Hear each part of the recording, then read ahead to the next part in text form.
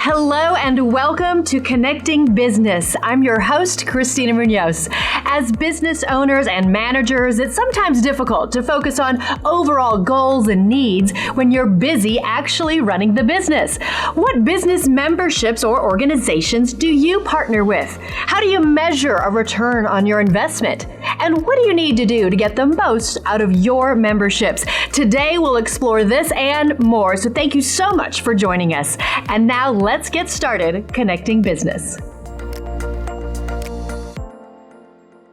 I want to introduce you to Jessie Purcell. Jessie is the director at the Hardin County Chamber and Business Alliance in Kenton, Ohio. I want to say welcome and hello, Jessie. How are you? Hello, Christina. Thank you so much for having me. I'm so honored to be here today. So excited to talk to you and so excited to talk to your listeners. Well, you have quite a story to share, and we just want to tap into the wisdom that you have. And so thank you so much for being here. And I want you to start by introducing yourself and telling us about your chamber and your organization. Sure. So I have lived in Hardin County my entire life. I spent about 8 years traveling outside the county throughout Southwest and Northwest Ohio. And eventually it came time for me to come home, and it came time for me to be able to really contribute to my community. And I found by working through the Chamber and Business Alliance, I was able to really influence our businesses and our organization. And so it's been an honor to be able to come back even in 2020 during COVID-19 and really feel like the efforts that we're making here are really contributing to our community. So the Chamber is in a community of 8,000. Our county is 33,000 strong, and we have over 300 members that are a part of our organization. We're a very rural community. Agriculture, manufacturing, small businesses, and I'm talking mom and pop small businesses really make up our organization. So I feel very blessed that we have such a great community. I love that because it's not always the big, huge skyscraper buildings that are keeping these organizations running.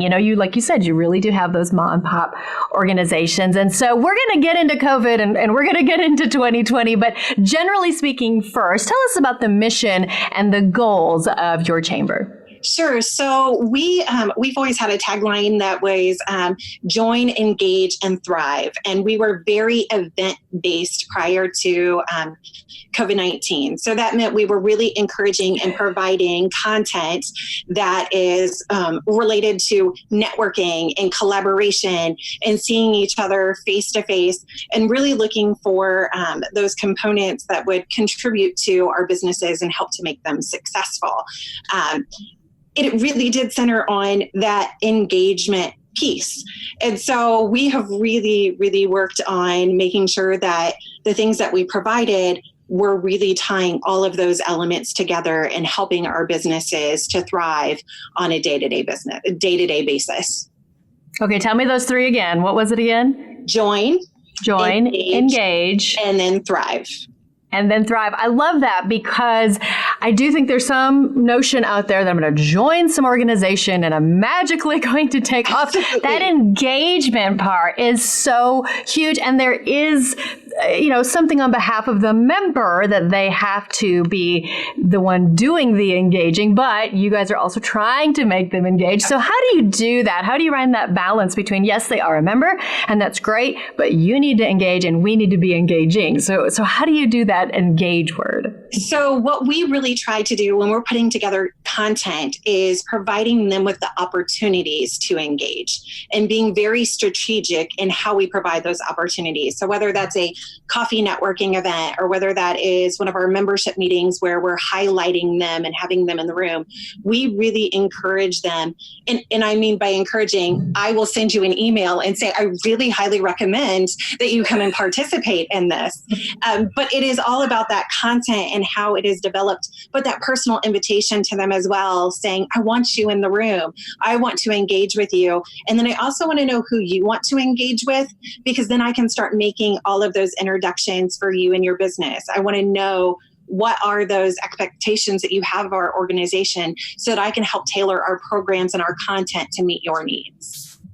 Very cool. And I think you have a great story to tell there too, because your husband works for the city. Is that right? He does. So you guys are really pulled in and a part of it there. And so when you get that from you, I really think you should come. It's not an automated, it's not generic. I think that might be really key. Have you seen that really play a part in your engagement? I have. So one of my favorite parts of my job is the relationships that we build. I really focus on not being transactions or being transaction oriented with our members. I want it to be partnerships and relationships. And, we even have a Christmas luncheon, and I call it Christmas dinner with 250 of our best friends and family. It's really those relationships one-on-one, and them knowing I want them to be there. I really want them to be there. I think that's so good. So if you're listening here and you do get an invite and you're doing the whole, I want my business to thrive, but I don't feel like showing up, you got to show up. You've got to go to the events and participate. And so you did a great setup, because here we are talking about events. And the head of our chamber recently came and spoke to my Kiwanis Club. And he said, when your job is to create situations of large groups of people, COVID hits you pretty hard. So here comes 2020, COVID hits. What did you do, especially when you talk about engagement and relationships? How did you handle this? We shifted, or, the keyword that we're all hearing is pivot. Right. We had to make a large pivot, and we really focused on trying to find ways to still stay connected with our businesses in a relevant way. And so we really focused on making sure that we were communicating with them, because so much of the information that was coming out from the state level, the local levels, it was very convoluted and very hard to understand. And so we tried to bring that down into simple terms that our members could understand.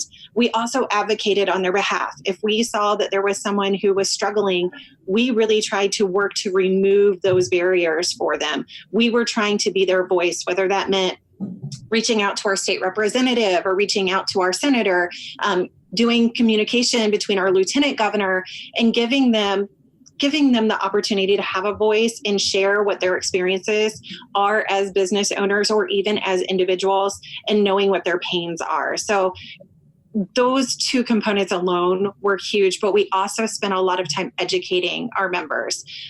This was a time where lots of new information was coming out, and it's a little overwhelming to be educated by all of the different mask orders and stay-at-home orders and all of these different things. And we really wanted to be that voice for our businesses that was sharing with them, how do I digest this and understand how to move my business forward, even during this time?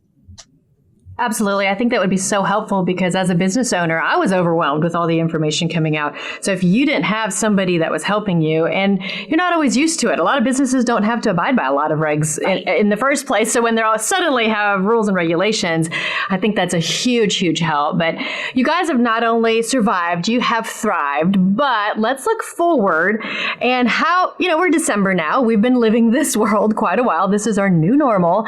So how has your mission and goals changed as you look forward to 2021? So as we're moving into 2021, we're still maintaining our focus and have found a niche in being the advocates for our businesses. So we're going to continue to move full forward with the advocacy piece. We're also really going to continue to communicate as new things come out, as things change. We're going to continue to create those pieces, but we're still going to be providing content to our members.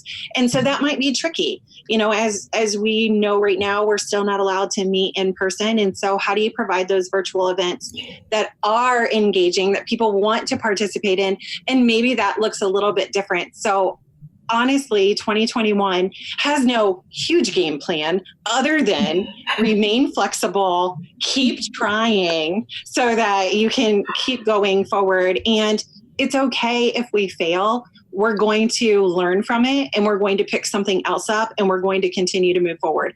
But as long as we are staying in communication with our members, as long as we are creating opportunities to alleviate their pain points, I think we're going to stay right on target. Absolutely. I love the word flexible. And the word pivot always makes me laugh because of that old Friends episode where he's yelling pivot. We've all been saying that a million times this year, screaming it sometimes. But very good. So I'm looking for some advice for those that are participating here today, because hopefully there are organizations, chambers, private, public, lots of different options for you as a business owner. And there is a cost associated with it. And, money is not infinite. So when you're looking at what organization to join, what's a good way to evaluate what's a good organization for you and your business? Absolutely. So when I first thought about this question, I was thinking return on investment. Everybody wants to see the return on their investment. But sometimes when you're thinking of return on investment, it also means self-reflection. And within that self-reflection, you're really starting to look back and see, what did I put forth in this investment in order to get a return? And I compare this to your gym membership.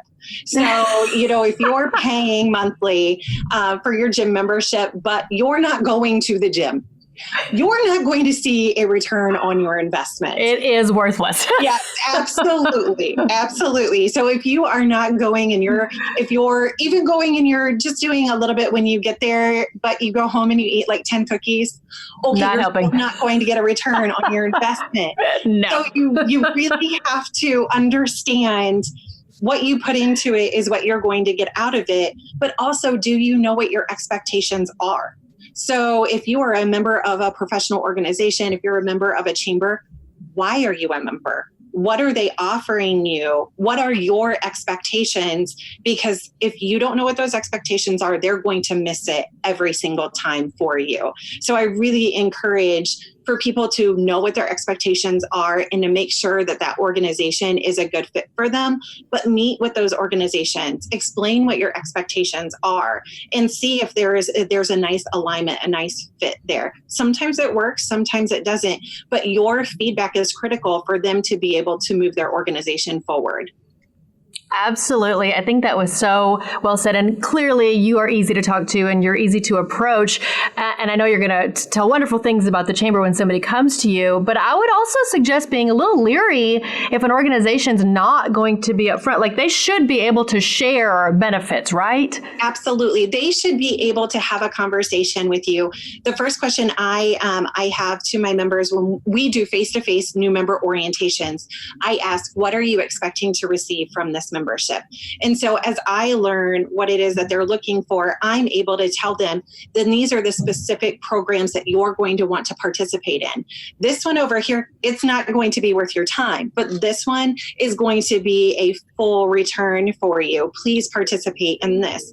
If they're not willing to sit down and have a conversation and even share with you what it is that they're providing, whether it's a program, a service, an event, you probably want to look for another organization. I think that is great advice. It's just being open and clear, and that word expectation from both sides so that it's super clear going in. What is my expectation of me? What is your expectation of you? And what are the mutual benefits here? Absolutely. So I think that's some excellent advice there. So, you are just full of life and energy, and I think you make it look easy, but we know it's not easy. We know it takes a lot of work. And I want you to share some of the challenges that you faced, most recently. And also you have children at the same time. Tell us about your kids and that balance of work and life. And I know that's a lot for you and your husband. So take us through some challenges and tell us about your family as well. Absolutely. So a lot of our challenges here have been really keeping an eye on our businesses and making sure that we're not losing our businesses during this time. And so as I mentioned earlier, a lot of our businesses are those mom and pop small businesses who are maybe 50 or fewer employees. And so they were not necessarily going to jump into applying for the payroll protection program or going and getting one of the EIDL loans because it scared them. They weren't really sure how that was going to work. And so we here in our office really advocated for our government officials at the county level to provide small business relief grants to these small businesses. And we spent a lot of time with our businesses. They would come in our door and we would go through the application with them. we would make sure that they were actually receiving or applying in the appropriate manner and giving the right criteria. And sometimes that is challenging because even as a business owner, you might be running your ledger in a notebook. And now you've got to provide all of this information, and some of them just aren't prepared for those types of communications, those types of requirements of them. And so that has been really challenging, but it's also been challenging to see and know that they were suffering, and that we needed to be able to provide them with some opportunity. And so that has really been gratifying. And we've created events which have been really great in our downtown. We created a Christmas cookie walk for Small Business Saturday, and anytime that you say Christmas cookies and shopping, women are in. And absolutely, I'm in. Yes. And even within the structure of having prepackaged cookies and going in with only so many people being able to be in the business at one time, we still were able to cultivate this climate of going out and having the Christmas spirit, getting something in return for your shopping, and supporting our small businesses at the same time. So although it's challenging to make sure that those businesses get the support, it has been really gratifying to be able to provide them with something concrete that they can really grab onto and really work with. And my daughter had a great time. I have an 8-year-old, and her and I went shopping during Small Business Saturday, and she thought it was the best day ever. She got something in each of the stores, and then she got a Christmas cookie, and what is better than that? So certainly those challenges for businesses have been here. But I think even as a working mom and a community member, there have been some really great things that have come out of COVID-19. And there have been some really great opportunities for all organizations to strip back what maybe wasn't necessary, and then to bring back what has been really great. And I think for our family, that has been true. And even for our organization, that has been true. So I would really recommend, people as they're starting to look at other organizations, as they're partnering, how community driven are some of these organizations? How entrenched are they in the community? And that'll tell you a lot about how much that organization is going to care about you and your business. Boy, that is some great advice. And without even realizing it, I think you gave us some really good advice about perspective, because you were describing challenges and you saw them as an opportunity. And that is a choice. So everybody out there, in everything we do in business, I think that is some great advice. And you kind of alluded to it there, but we talk a lot about this life balance, work-life balance, and being a mom and making sure the work gets done. So how do you personally find that balance, or try to strike that balance between being a mom and working full time as well? Oh, absolutely. So I've made a rule for myself that when I go home, I really disconnect. And I've taken my email off of my phone. I've taken social media off of my phone. I really try to be present with my children when I get home, because not only am I, working during the day, I'm coming home and being a teacher, a preschool teacher. And so I really feel that it's time for me to disconnect when I'm done with work, and I want to be present for them. I want to be the best mom that I can be for them. And it really starts with disconnecting myself from the rest of the world and really focusing on them. Okay, I'm taking notes. Email off phone, social media off phone. Absolutely. I'm guilty there. Absolutely. I'm impressed, and I think that might be some good advice for a lot of us, myself included. So I'm going to challenge myself there. Very good. So for those out there that run other organizations or chambers or any other kind of organization like this, what is your advice to them on what you should be offering? And along with that, I'm curious if you do a lot of soliciting, if you kind of wait for them to come to you, or if you are out there trying to get them? And if you are, what are you offering and what are you showing out there to kind of set yourself apart from the others? Absolutely. So my greatest piece of advice is to stay connected with your businesses. Make sure that you're communicating with them and talking to them and finding out what their pain points are, and then creating your content based on what they need. It's great if you create a really great program, but if none of your businesses are finding that they're having an issue with that particular topic, they're not going to engage with you. So as long as you're staying connected with your businesses, I think that you'll find a great way to thrive with them. But I would also say that a lot of member organizations are that member-only club. And we have found, or I've really strived to not allow us to be that organization. I really believe firmly in serving all of our businesses. So if somebody calls me and says, I'm not a chamber member, but I'm having this issue, I am going to help them, because when one of our business thrives, all of our businesses thrive. And so I think building that relationship with them helps them to then think, maybe I should become a chamber member. So there's a little bit of, a strategy to that, but it's also knowing that if somebody is in need and we have something that can help them, we certainly need to do that. We don't want to say, I'm sorry, we only do that for our members. No, we do that for all of our businesses. We want all of them to succeed. Now, we're going to offer a lot more to our members, and that's what's so enticing. So, our membership meetings where they can promote themselves, our networking events where they can promote themselves. We often call on our members to be our presenters. And so that really is a time that we get to showcase their expertise and what it is that they do within their business. So those things in combination with one another really help our businesses to want to stay engaged with us and want to stay a part of our organization by giving them value. Well, that is proof that your end goal is community driven, not succeeding in my business driven. So that says a lot about you and your organization. Jessie, I cannot thank you enough for taking the time to talk to us today and share your story. You are amazing and you are very inspirational. So I really want to say thank you to you. Thank you, Christina. I am so honored to talk to you today. Thank you so much. I appreciate you so much. Absolutely. You did a great job, and I so appreciate your time and insight.